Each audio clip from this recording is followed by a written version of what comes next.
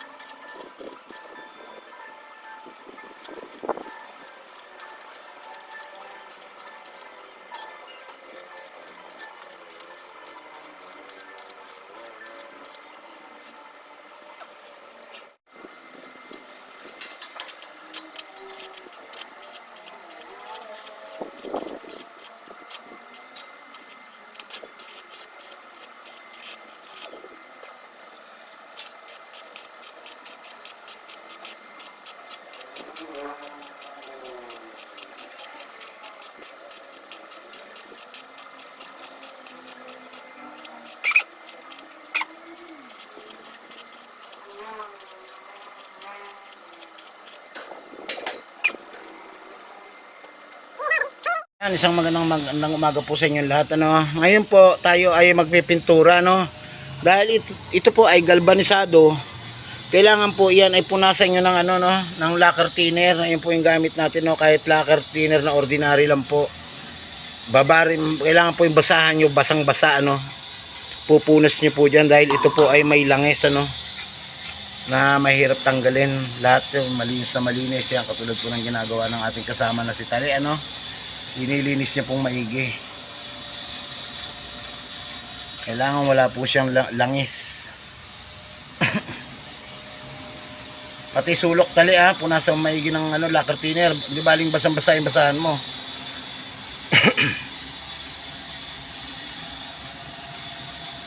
Ayan, at mamaya po ipapakita natin to pag natapos na, no. Papakita natin yung pinakalalagyan natin ng riles. Gagawaan natin ng pinakagulong niya at gagawa rin tayo ng pinaka release niya, no. Pagkatapos yung pong punasan ng lacquer thinner, huwag niyo pong kalimutan na kiskisin ng liha. Ayan, gaya po ng ginagawa ng ating kasama na si Tali. Pag medyo naabutan na po ng ulan at kinalawang na, medyo lihahin niyo po ng konti yung kalawang, ano, para mawala po talaga yung kalawang. Ayan. Kahit yan po ay pahapyaw lang. Number 60 ang gagamitin yung liha para gumastang siya ng bahagi at kumapit ng gusto yung ating lacquer primer, no. Epoxy primer gray ang ating gagamitin dyan.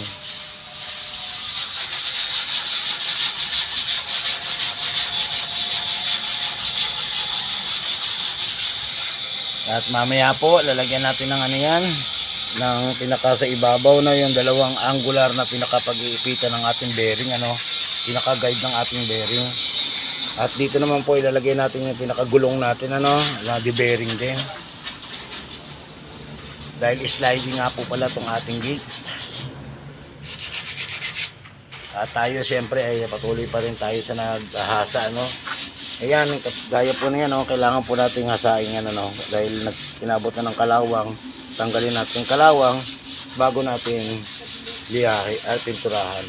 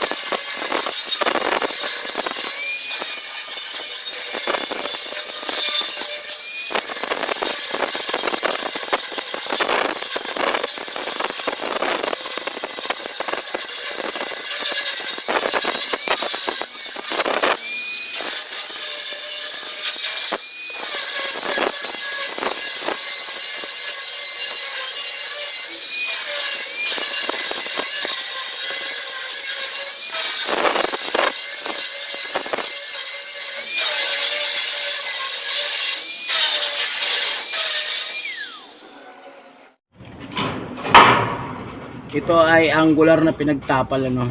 Ayan, oh. Dito po natin padadaanin, dito po natin iano yung release, ano, ng ating bearing. Tatapal po natin dito sa ibabaw ng ating tubular, ano.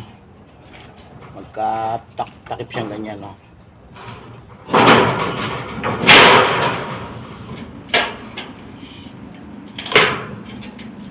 Yan, makikita nyo po, ano.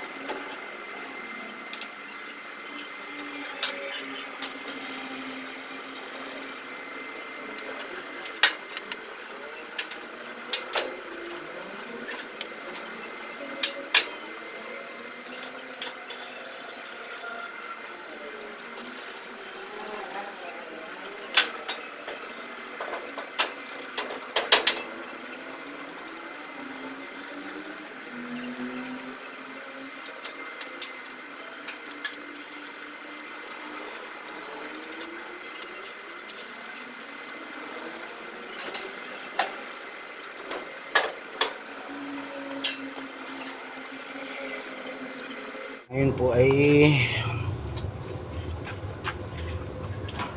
gumagawa na tayo ng pinaka ating panglak, ano, ay yung pinaka kit natin para doon sa may ating gagawing sliding. Ito na po yung bearing. Ayan, gagawa tayo ng sarili nating, ano. Hindi po tayo bumili ng, ano, roller na nylon. Sariling gawa tayo.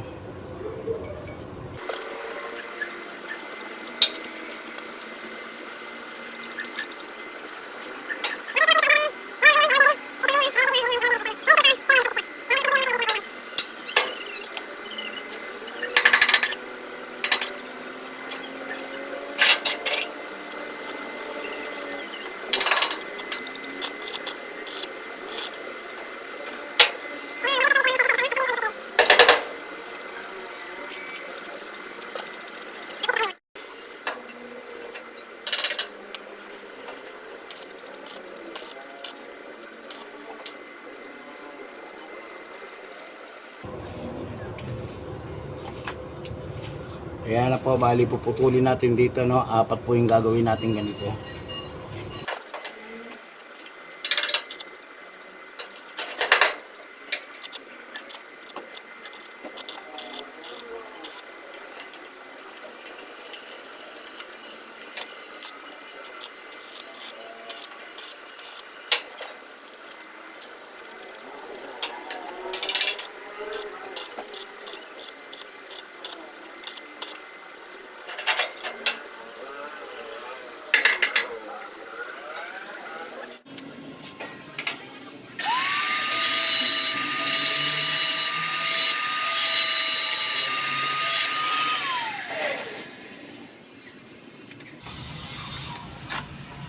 Bali, apat po yung gagawin natin ganito, no? At apat na piraso. Ito yung pinaka panlalagay natin sa ating angular do sa gilid, ano? Yan, no? Diyan natin dadaan yung ating release. Magiging release, ito ay angular. Apat, gagawa muna po tayo, no?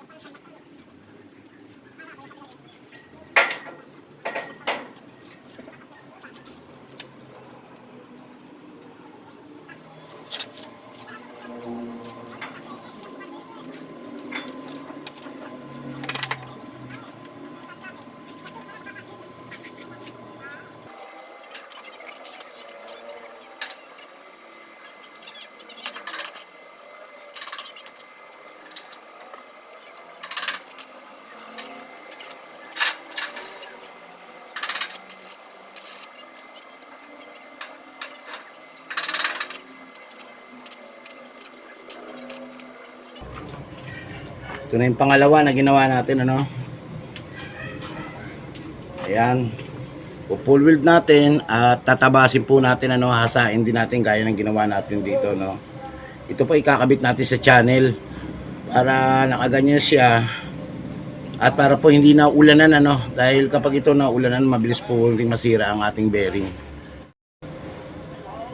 Ayan, bali ito po ay ilalagay natin sa channel, ano. Bali nakataob siyang ganyan, ano. Dito po yung channel para ito pong ating bearing ay hindi maulanan at hindi po kagad masira, dahil ito po ay pag naulanan malakas masira ang ating bearing, ano. At tara, i-full weld na natin to.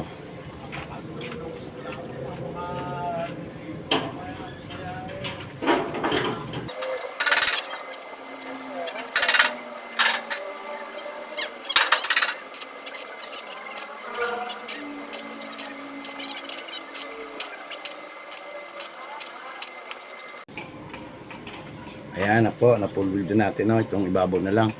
Sa pag-spot po ng ating bearing, kailangan po huwag niyo pong sunod-sunurin, ano, at huwag niyo pong tamaan yung pinakakabilang linya. At dahil ito po ay pag na sobrang luto rin, magi-stack up po rin yung ating bearing, ano, pwede po rin siyang masira. Kaya pag spot po, hinaan nyo, ay ano lang po, pitik-pitik lang talaga, ayan, no? Dahan-dahan lang po, ano, pitik-pitik lang. Pagka natuyo na yung baga, pitik uli. Pag natuyo yung baga, ispat uli. Para hindi po siya masira, ano, ang ating bearing.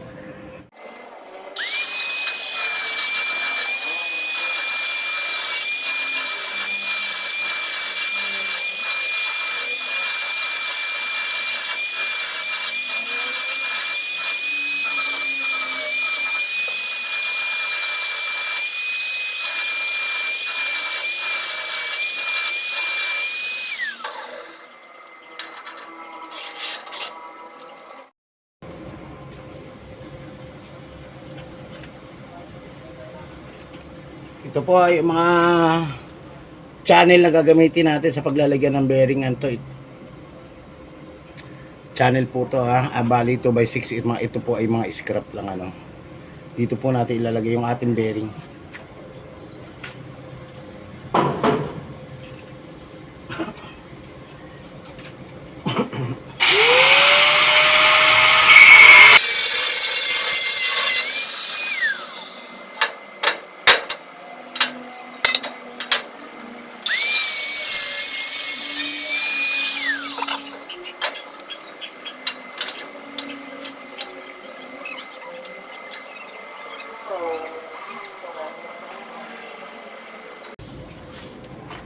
Ayan, bali ganito po ang posisyon niya, no. Ayan, makikita niyo po. At siyempre, yung pinaka-testing natin yung angular, ano.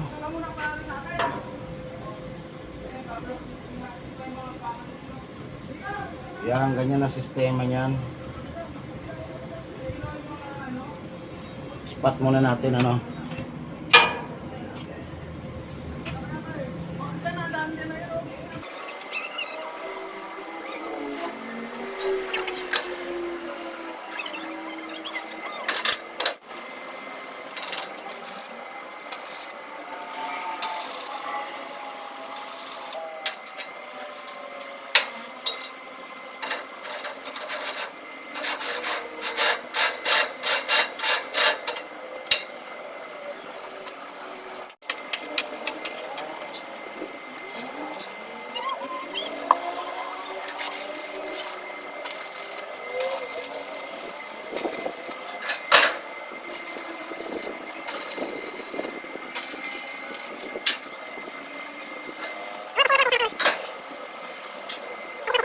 Bali kakabit na po natin ano. Bali yung pagkabit po niyan ay pag ganyan ano. Pasok niyo lang po yung atik. Ayan. Ganyan po ang pwesto niya no. Ayan. I-stay na yung ganon. Ayan. Kuhain natin yung sample na yero. Bali ito po yung yero natin ano. Ayan ganyan. Kailangan po konti lang po yung pinaka allowance niya dito para yung ating bearing ay matatago ano. Matatago yan. Yan po yung ating sliding ano. Yan. Ganyan po ang pagkabit yan. Pag mahaba yan, ikakabitan natin yan. Yan, nakita niyo po. Diba? Nakatago yung bearing pag itinayo yan. Okay. Susunod naman po natin gagawin ay bali natapos na natin yung pinaka ating guide ano sa pangtaas yung pantap.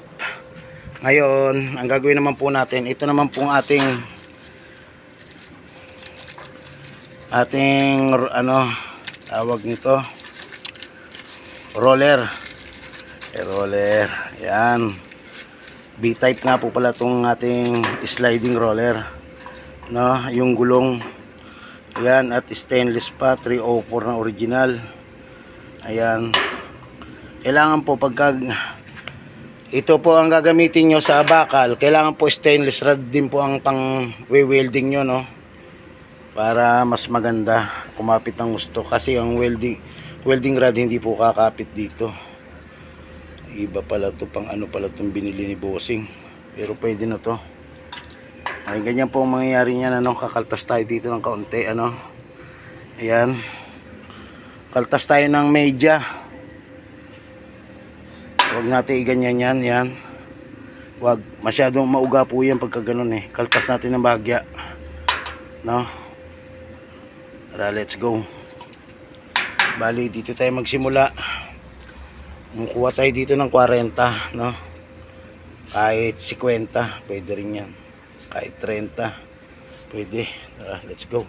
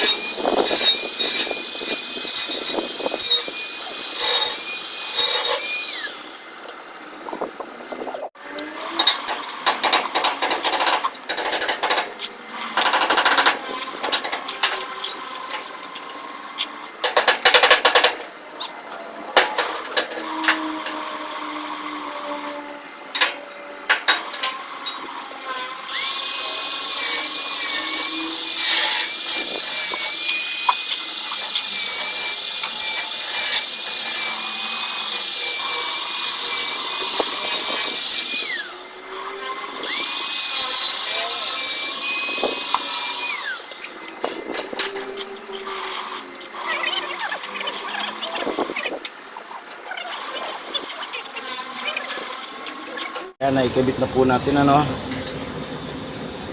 Ito po ay may kalso sa loob ano. Yung kanina na pinutol natin. Hindi na natin ipakita ng gusto sa video. Yan ganito oh.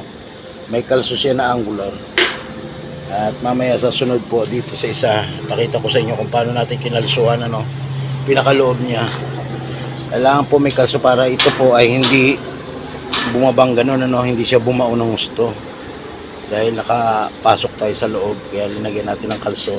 Maganda rin kasi itong nakapasok dahil hindi siya mauga yung pinaka ano niya no, gulong. Hindi magiging mauga. Ayan.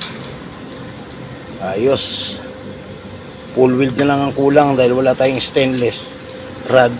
Kaya inispat muna natin ng ano. Mas maganda kasi kung stainless kapit-kapit diyan eh.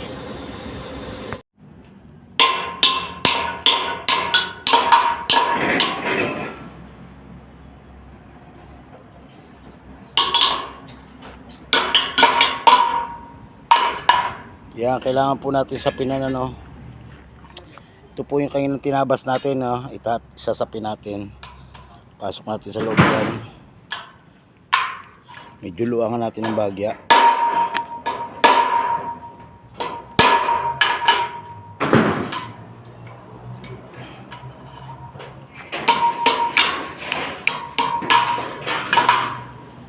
Yan.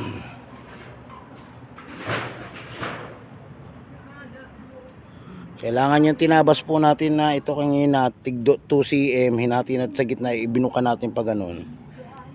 Kailangan po ay doon tatapat itong angular ano. At syempre tsaka natin papasukan ng plancha sa loob ano, ispat muna natin yan, weldingin natin yan. Ayan, ay kabit na po natin yung pinaka ano no, angular nakapahalang lang no, at inispat doon, ispat din dito sa taas kabila. Ngayon papasok na natin yung pangsahig natin ano. Yan. Yan yung pangsahig natin. Medyo pukpukin pa natin yung bahagya ano.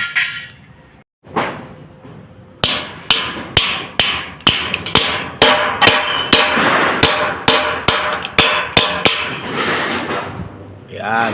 Ngayon ispatan na po natin yung kabilaan ano. Bali na itaas na po natin ano. Naitayo na po natin yung ating gate. Ngayon ang kailangan natin ay malagyan na natin yung pinaka top ng ating ano, top guide. Ito po yung ating ginawang top guide ano. Linagyan po natin ng channel. Ganyan po siya no, para hindi po siya nababasa ng ulan ano, at para hindi rin kagad masira itong ating ginawang top guide. Nakapang ibabaw nating ano guide sa ano no. Ayan, bali weldingan na natin doon ano. Magandang araw po sa inyo at isang magandang umaga sa inyo lahat ano. Update ko lang po kayo dito sa ating ginawang sliding gate ano, at naitayo na natin. Tara po. Ito po siya. Nakita nyo naman. Ang ginamit po natin dito, yung gulong natin ay 304 na stainless ano. Ito po siya, nakabit na natin. At number 3 po yun. Number 3 po na gulong na B-type. Ngayon dito naman po, sa framing po natin, ang ginamit po natin dito ay tubular. Tubular na 2x3 by 2.0. Kaya po kailangan dito malaki dahil yero po ang ikakabit natin dito no, long span. At pagkatapos naman po, sa taas naman po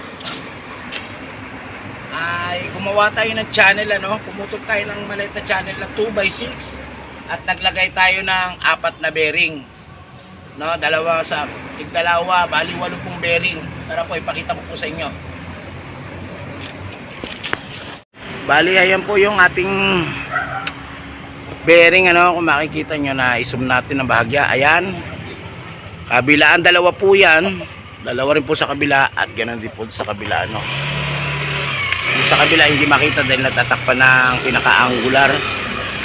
Ayan po, ngayon ang susunod naman po gagawin natin, maglalagay tayo ito ng poste na tubular ano, 2x4. Yung mga scrap lang natin dyan, yun ang gagamitin natin. Doon po natin lalagay yung stopper ano, sa pinakadulong tong sliding na to. Ayan, makita nyo sa dulo po niya sa hangganan. Maglalagay rin tayo ng stopper doon, ano. Ayan. Tapos, syempre, maglalagay rin po tayo dito sa pinaka poste, ano, sa taas ng poste na yan, maglalagay rin po tayo dyan. Ayan, maglalagay rin po tayo sa dulo na yan ng stopper. Ang stopper na po natin gagawin natin dyan, pwede pong channel at pwede rin pong angular, no. Ang gagawin po natin dyan, di tornilyo. Dahil pag nagkaroon ng diferensya ang gulong ng ating release pagdating ng panahon, hindi natin masasabi. Tatanggalin yung tornilyo na to para matanggal natin yung ating sliding, ano. At doon sa dulo ay fix siya. Ayan.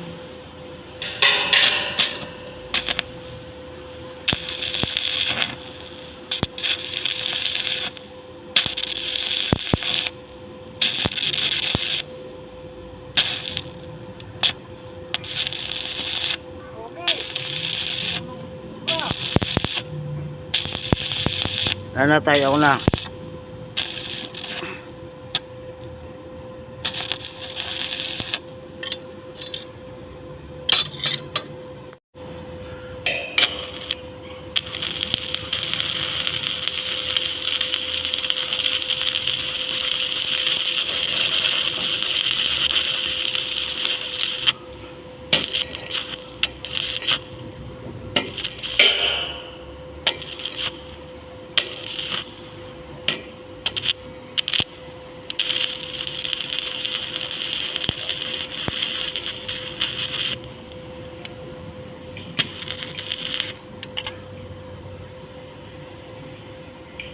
Ayan, nakagawa po tayo ng stopper, ano. Testing natin, ano. Ayan, bali ito yung maging stopper, ano, ng sliding, ano natin,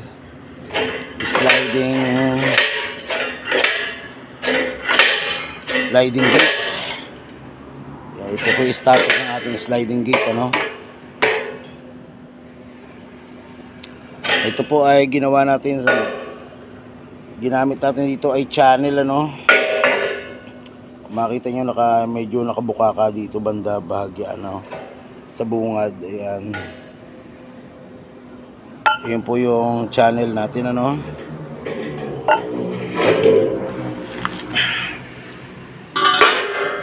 Ayan, ginuhitan na natin. Ayan, may guhit na ng lapis. Siyempre tabasin na natin yan.